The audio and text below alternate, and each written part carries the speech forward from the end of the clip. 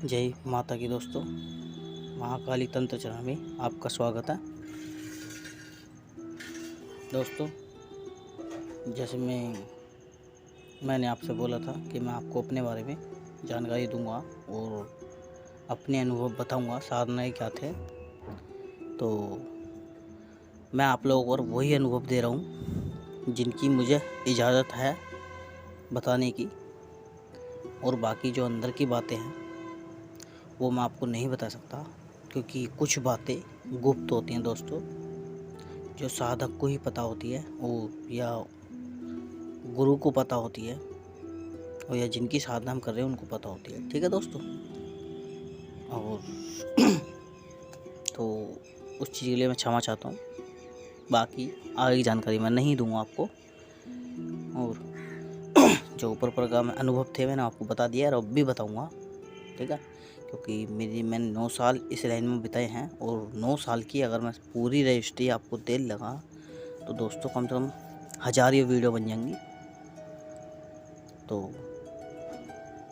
आपको और नॉलेज नहीं मिल पाएगी मेरे से।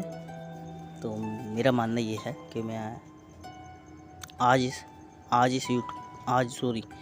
इस वीडियो में आपको अनुभव बताकर और अपने बारे में अब मैं आपको नहीं बताऊंगा। ठीक है दोस्तों, क्योंकि कुछ मेरे निजी अनुभव हैं जो उनकी इजाज़त नहीं है मुझे बताने की, और मेरे गुरु ने भी मना किया है। तो जो मैं ये अनुभव बता रहा हूँ ये अपने गुरु के कहने से ही बताए हैं, क्योंकि पहले मैंने उनसे एक बार आज्ञा ली थी कि गुरु जी, फेसबुक पर मुझसे बहुत लोग मेरे बारे में पूछ रहे हैं, तो मैं बता दूँ, साधना के अनुभव के बारे में पूछते हैं, क्या मैं बता दूँ? तो उन्होंने कहा था ठीक है बता दो, लेकिन ज़्यादा अंदर की गहराई मत बताना।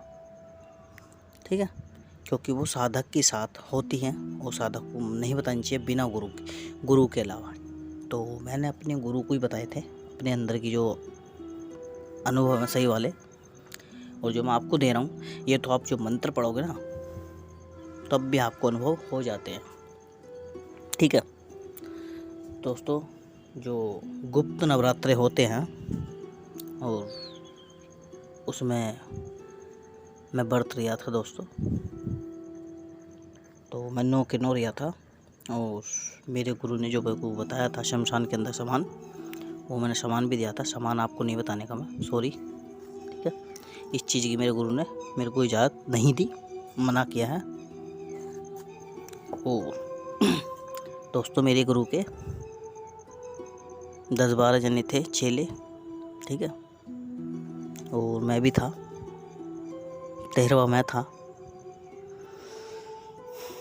जो दूर के थे वो अपने अपने जहाँ वो स्थान पर रहते थे वहाँ के शमशान में सामान देते थे। ठीक है दोस्तों, लेकिन जो पास के थे वो सब चेले एक साथ सामान देते थे शमशान में। ठीक है, लेकिन दोस्तों जैसे सब देते थे सामान, पहले सब दे देते थे, क्योंकि दोस्तों मेरे शरीर पर माता की ऊर्जा की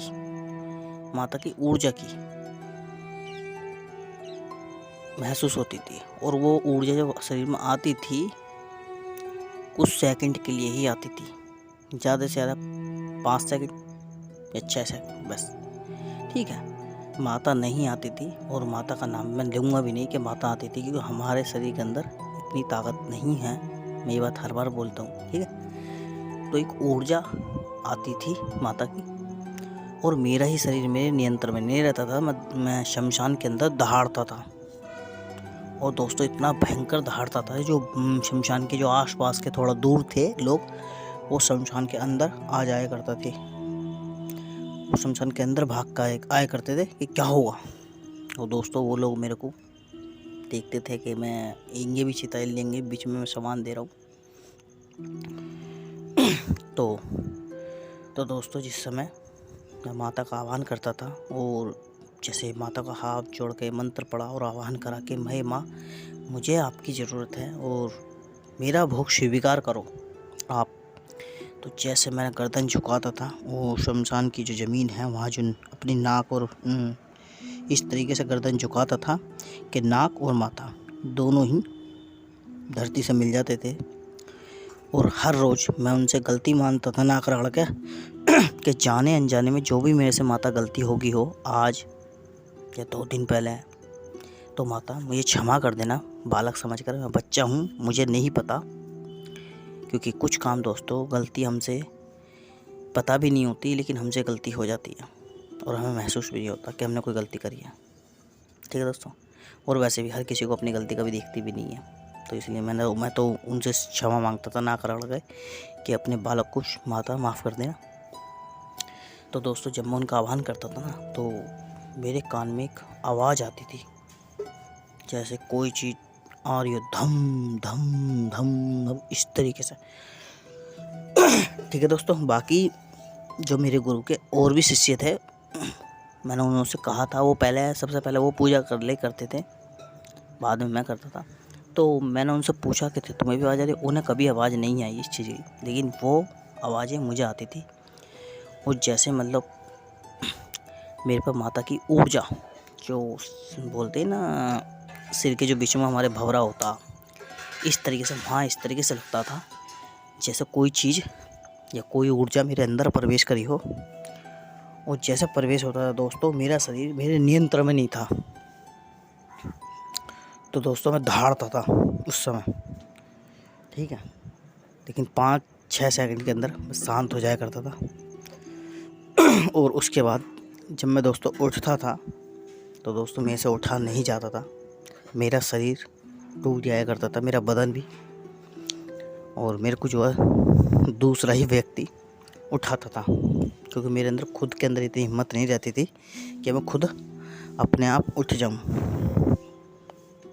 ठीक है, और जो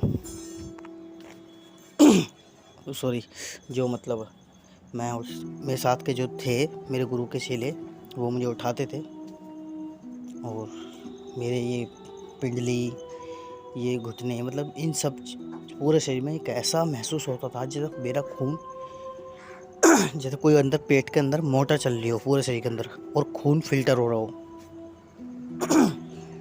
ठीक है दोस्तों, तो मैं अपने घर आकर लेट आया करता था। मेरे शरीर के अंदर इतनी ताकत नहीं थी कि मैं उठ के फिर पूजा कर लूँ या कोई काम कर लूँ, तो मैं कुछ नहीं करता था। रात की ही पूजा नहीं होती थी मेरे से, और नहीं सुबह की। लेकिन हाँ ये है कि मेरी जब भी आँख खुली, ये चीज़ मैंने अपने मन के अंदर तार रखी थी कि मैं जैसे थाली बैठा हूँ या अकेला चल रहा हूँ, माता के मंत्र पढ़ना है मेरे को मन में।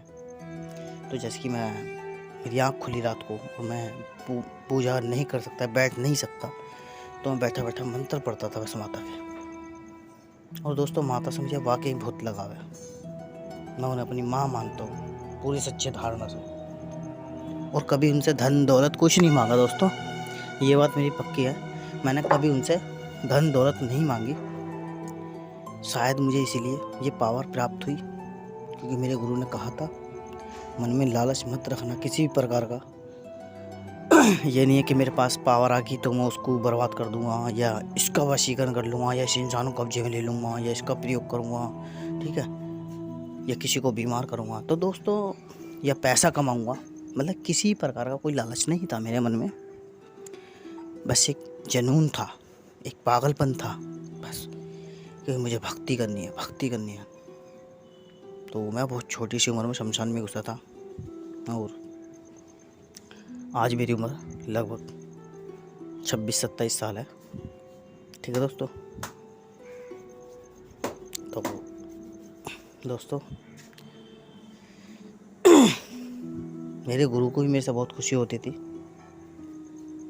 क्योंकि जब शिष्य सही चलता है, सही मार्ग पर चलता है, तो गुरु और खुश होता है ज्ञान देने में, क्योंकि उनकी मेहनत, जो वो मेहनत कर रहे हैं अपने शिष्य के पीछे, जो वो ज्ञान दे रहे हैं, जो वो उसे समझा रहे हैं कि घंटे 2-2 घंटे, उनकी मेहनत सफल हो रही है।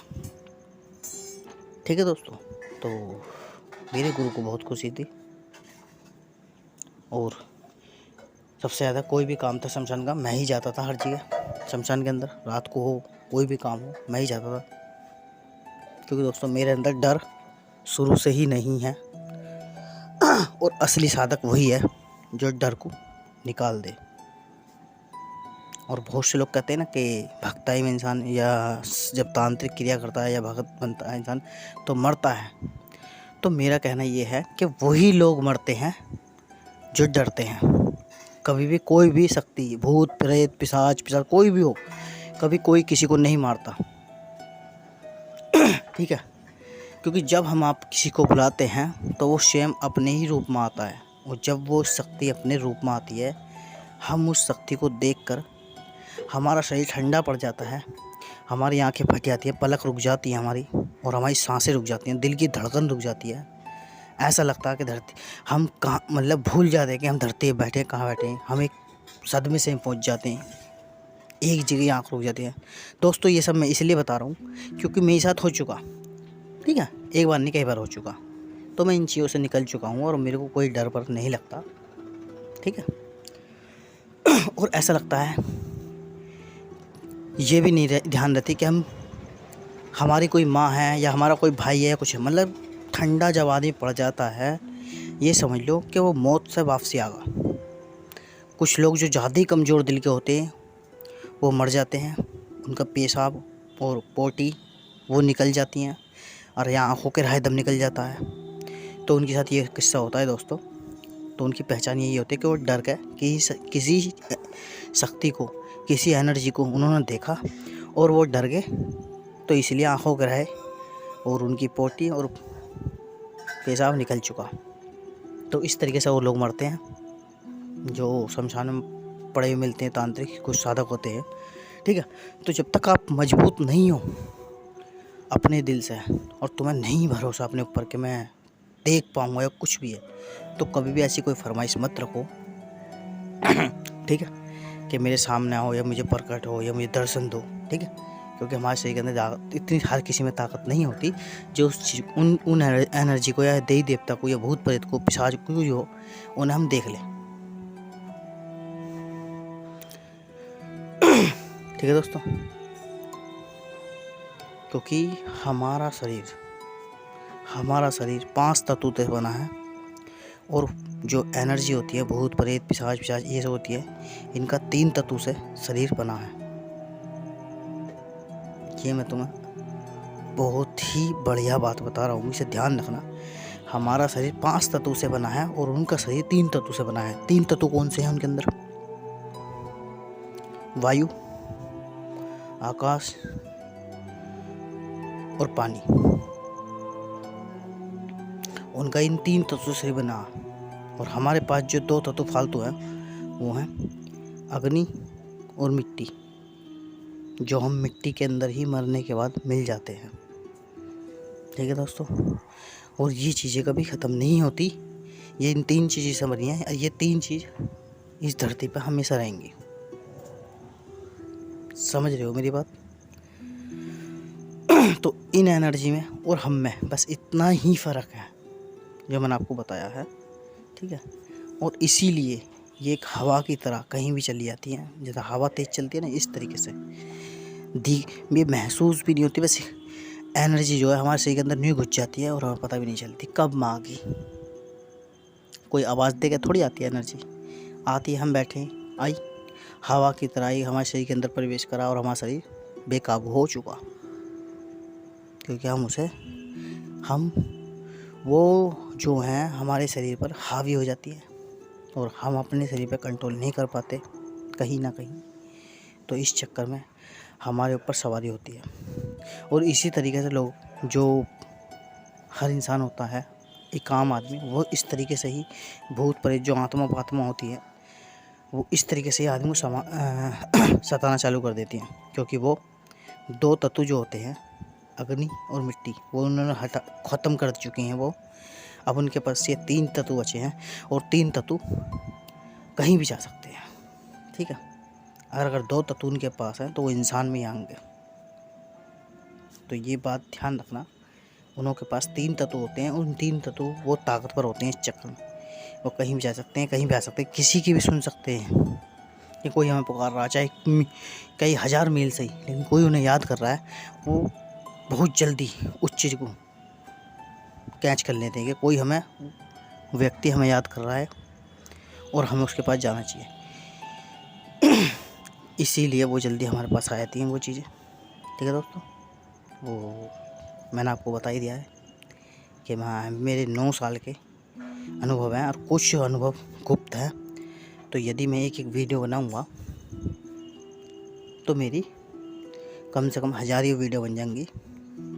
और आपको कुछ जो अलग से मैं ज्ञान देना चाहता हूँ ताकि आप लोग ना भटको, वो फिर आपको प्राप्त नहीं होगा। ठीक है दोस्तों, और मैं आपको पूरा अनुभव नहीं बता सकता क्योंकि इसकी इजाज़त मुझे मेरे गुरु ने नहीं दी। ठीक है,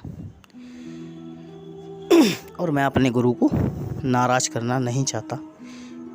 शिष्य वो जो अपने गुरु को खुश रखे। ठीक है, तो दोस्तों मिलता हूँ मैं अगली वीडियो में। जय माता की।